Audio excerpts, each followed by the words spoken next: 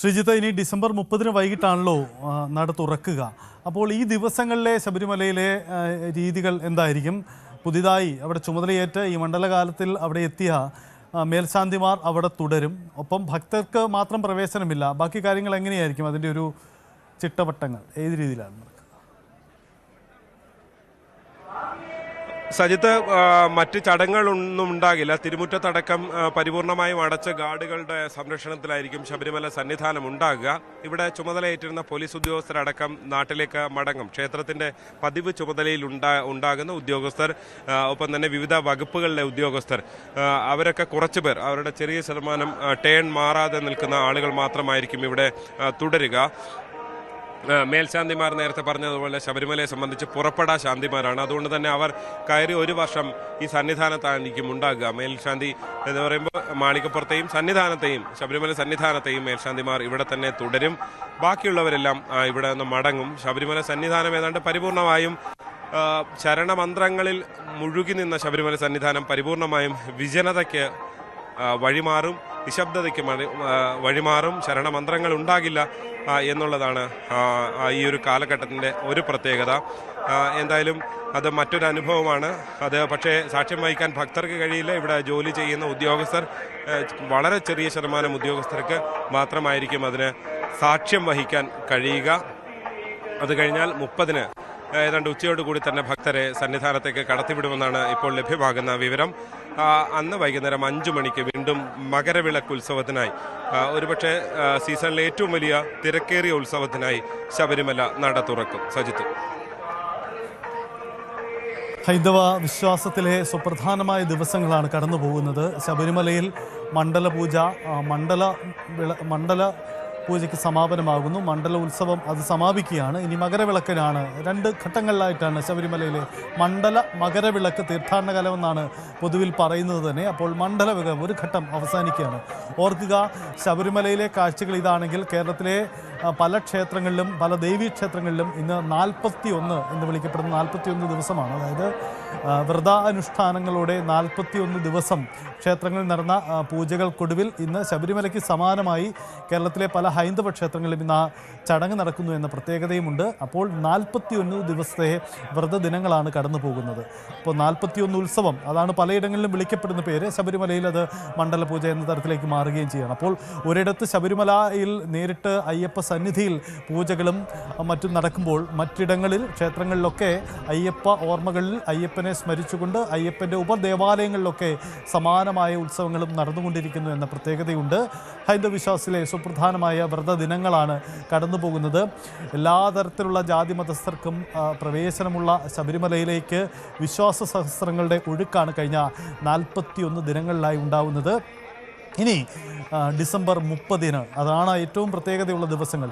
December 30 മുതൽ നീളുന്ന അടുത്ത ഘട്ടത്തിലെ മകരവിളക്കുത്സവ നാളുകളിൽ ശബരിമല എന്ന പ്രത്യേകതയുള്ള കാനന ക്ഷേത്രത്തിൻ്റെ ഏറ്റവും പ്രത്യേകതയുള്ള ദിവസങ്ങളിലേക്ക് കടന്നു വരികയാണ്. അതിൻ്റെ പരിസമാപ്തിയിലാണ് മകരവിളക്ക് കാഴ്ച. മകരവിളക്കുത്സവത്തിൻ്റെ അവസാന ഘട്ടത്തിലേക്ക് വരുമ്പോൾ മകരജ്യോതി ദർശനം പോലെ ഏറ്റവും വിശ്വാസ പ്രാധാന്യമുള്ള ദിനങ്ങളിലേക്ക് കടന്നു വരുന്നത്. അതിനുവേണ്ടിയുള്ള വിശ്വാസികളുടെ വലിയ ഒഴുക്കാണ് ഉണ്ടാകുന്നത്. അയൽ സംസ്ഥാനങ്ങളിൽ നിന്നൊക്കെ നമ്മൾ വർഷങ്ങളായി കണ്ടുവരുന്നതാണ്.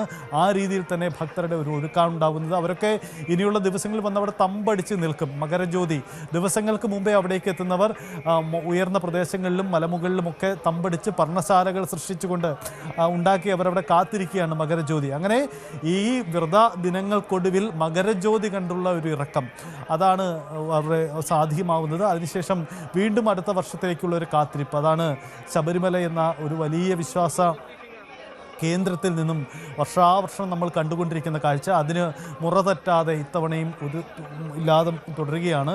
ശബരിമലയിൽ വിവാദങ്ങൾ പലതുണ്ടാവുന്നുണ്ട്. പക്ഷേ അതൊന്നും വിശ്വാസത്തെ ബാധിക്കുന്നില്ല, വിശ്വാസികളെ ബാധിക്കുന്നില്ല. വേദനയുണ്ടാവാം, പക്ഷേ ആ വേദനകളൊക്കെ കടിച്ചമർത്തി അവർക്ക് ശബരിമല അയ്യപ്പൻ എന്ന ഒറ്റ ലക്ഷ്യത്തിലേക്ക് എല്ലാവരും എത്തുന്നു എന്നതാണ്, ആ ദർശന പുണ്യമായി മാറുന്നു എന്നതാണ് ആ കാനന ക്ഷേത്രത്തിലെ കാഴ്ചകൾ. വളരെ പരിമിതമായി ആളുകൾക്ക് വന്നു പോകാൻ മിതമായ സൗകര്യങ്ങൾ മാത്രം ക്ഷേത്രമുള്ള അവിടേക്ക് കൃത്യമായ ഇടവേളകളിൽ കൃത്യമായ ക്രമീകരണങ്ങളോടെ ആളുകളെ കൊണ്ടുപോകാൻ വേണ്ടി സംസ്ഥാന സർക്കാരിൻ്റെ കേന്ദ്ര സർക്കാരിൻ്റെ വിവിധ വകുപ്പുകളുടെ ഏകോപനം അവിടെ ആവശ്യമാണ്. അതാണ് കഴിഞ്ഞ കുറേ ദിവസങ്ങളായി നിർവഹിക്കപ്പെട്ടുകൊണ്ടിരിക്കുന്നത്. ഇനി വരുന്ന 2-2.5 ദിവസം ഒരു ചെറിയ ഇടവേളയുണ്ട്. ആ ഇടവേളയിൽ പൊതുവിൽ ആ സംവിധാനങ്ങൾ അല്പം അയയുകയും ചെയ്യും. കാരണം അവിടുത്തെ സ്ഥിരമായ സുരക്ഷാ സംവിധാനങ്ങളും മാത്രമേ അവിടെ ഉണ്ടാവുകയുള്ളൂ. അപ്പോൾ അതിനു ശേഷം മകരവിളക്ക് ഉത്സവത്തിന് വേണ്ടിയുള്ള ഭക്തരുടെ വലിയ കടന്നുവരവുണ്ടാവും. അതിനുവേണ്ടിയുള്ള ക്രമീകരണങ്ങളും സംവിധാനങ്ങളും അവിടെ ഒരുക്കുകയും ചെയ്യണം. ആ തരത്തിലാണ് ക്രമീകരണങ്ങൾ കടന്നു പോകുന്നത്. ശ്രീജിത്ത്, ഒരു കാര്യം കൂടി, ഈ മണ്ഡലപൂജയ്ക്ക് ശേഷം തിരിച്ചിറങ്ങുന്ന ഭക്തർ, ആ ഭക്തർക്ക് പോകുന്നതിന് വേണ്ടിയുള്ള ക്രമീകരണങ്ങളും മറ്റും ഉണ്ടാവുന്നുണ്ടോ? വലിയ ഒരു തിരിച്ചിറക്ക്, മടക്കിയിറക്കം ഉണ്ടാകുമല്ലോ അവിടെ? Sajith, K S R T സിക്ക് അടക്കം ഉൾപ്പെടെയുള്ള ഒരു സൗകര്യം എന്തെന്ന് വെച്ച് കഴിഞ്ഞാൽ എത്ര ഭക്തരാണ് ശബരിമല സന്നിധാനത്തേക്ക് എത്തുന്നത് എന്നതനുസരിച്ചുള്ള കൃത്യമായ കണക്കുകൾ കിട്ടാറുണ്ട്. അതുകൊണ്ട് തന്നെ ഓരോ ഘട്ടത്തിലും അതിനനുസരിച്ചുള്ള ക്രമീകരണങ്ങളാണ് നടത്തിവരുന്നത്. ഇപ്പോൾ മണ്ഡലപൂജ ഫലത്തിൽ നടക്കുക ഏതാണ്ട് 35,000 ഭക്തർ അല്ലെങ്കിൽ ഇനി 50,000 ഭക്തർക്ക് താഴെയാണ് ദർശനമുണ്ടാകുക. അതായത് സാധാരണ ദിവസങ്ങളിൽ പോകുന്ന അത്ര വാഹനങ്ങൾ, KSRTC വാഹനങ്ങളടക്കം ഈ ദിവസങ്ങളിൽ ക്രമീകരിക്കേണ്ടി വരില്ല. പക്ഷേ ഇതുപോലെയല്ല മകരവിളക്ക് ദിവസം ഉണ്ടാകുക. അന്നും ഏതാണ്ട് 30,000 അല്ലെങ്കിൽ 35,000 ഭക്തർക്കായിരിക്കും ദർശനമുണ്ടാകുക. പക്ഷേ അന്ന് ആ 35,000 ഭക്തർക്ക് വേണ്ടി മാത്രമല്ല ഒരു സൗകര്യങ്ങളും ഒരുക്കുക. കാരണം ദിവസങ്ങൾക്ക് മുൻപേ പർണശാല കെട്ടി തമ്പടിക്കുന്ന ഭക്തർ ഈ ശബരിമല സന്നിധാനത്തുണ്ടാകും. ഈ സന്നിധാനത്തിൻ്റെ മുക്കിലും മൂലയിലുമൊക്കെ ഭക്തരെ കൊണ്ട് നിറയും. എവിടെയൊക്കെ നിന്ന് മകരജ്യോതി ദർശിക്കാൻ കഴിയുമോ അവിടെയെല്ലാം ഭക്തരെത്തുന്ന കാഴ്ചയാണ് നമ്മൾ കാണാറുള്ളത്. അത് സന്നിധാനത്തിൻ്റെ തിരുമുറ്റത്തോ അല്ലെങ്കിൽ ചുറ്റുവട്ടത്തോ മാത്രമല്ല, അതിനപ്പുറത്തേക്ക് പുല്ലുമേട് വഴിയിലും അങ്ങനെ പലയിടത്തും, താഴെയാണെങ്കിൽ പമ്പ ഹിൽ ടോപ്പിലും അങ്ങനെ അപ്പാച്ചിമേട്ടിലും അങ്ങനെ പലയിടത്തു നിന്നുകൊണ്ട് ഈ ദർശന പുണ്യത്തിന് വേണ്ടിയുള്ള കാത്തിരിപ്പ് അന്നുണ്ടാകും. അതുകൊണ്ട് തന്നെ അന്ന് ഇവിടെ എത്തുന്ന ഭക്തരുടെ എണ്ണം ഒരുപക്ഷെ ലക്ഷങ്ങൾ കവിയാറുള്ള സാധ്യതയാണ് സാധാരണ നിലയിലുള്ളത്. അന്ന് അതിനനുസരിച്ചുള്ള ഉണ്ടാകും. എന്തായാലും KSRTC 800 സർവീസുകൾ മകരവിളക്കിന് അധികമായി സർവീസ് നടത്തുമെന്നതാണ് ഇന്നലെ ദേവസ്വം മന്ത്രി BN വാസവൻ പമ്പയിൽ വാർത്താസമ്മേളനം നടത്തിയപ്പോൾ അറിയിച്ചത്. അങ്ങനെയാണ് അന്നത്തെ സാഹചര്യം. ഇന്ന് പക്ഷേ അത്രത്തോളം വാഹനങ്ങൾ വേണ്ടി വരില്ല. പ്രത്യേകിച്ച് കോട്ടയം, ചെങ്ങന്നൂർ ഈ 2 ഭാഗങ്ങളിലേക്ക് കൃത്യമായ ചെയിൻ സർവീസുകൾ നടത്തുന്നുണ്ട്. ദൂരെ നിന്ന് വരുന്ന ഭക്തർക്ക് ട്രെയിനിൽ മറ്റും എത്തുന്ന ഭക്തർക്ക് കടന്നു പോകാനുള്ള സൗകര്യം, അതായത് ഈ പമ്പയിലെ കാനന പ്രദേശത്ത് നിന്ന് കടന്ന് നാട്ടിലേക്ക് എത്താനുള്ള സാഹചര്യം എന്തായാലും ഉണ്ടാകും. ദീർഘദൂര സർവീസുകളും KSRTC കൃത്യമായ ഇടവേളകളിൽ നടത്തി വരുന്നുണ്ട്. അത് ഇന്നും ഉണ്ടാകുമെന്ന് തന്നെയാണ് അറിയിച്ചിട്ടുള്ളത്. ഇന്നിപ്പോൾ പകൽ മുഴുവൻ സർവീസ് ഉണ്ടാകും. രാത്രി ഹരിവരാസനം പാടി നടയടച്ച ശേഷവും രാത്രി വൈകിയും സർവീസുകൾ ഉണ്ടാകും. നാളെ രാവിലെയും ഈ ഉദ്യോഗസ്ഥരും മറ്റും പോകുന്നതിന് വേണ്ടിയുള്ള പ്രത്യേക സർവീസുകൾ ഉണ്ടാകും.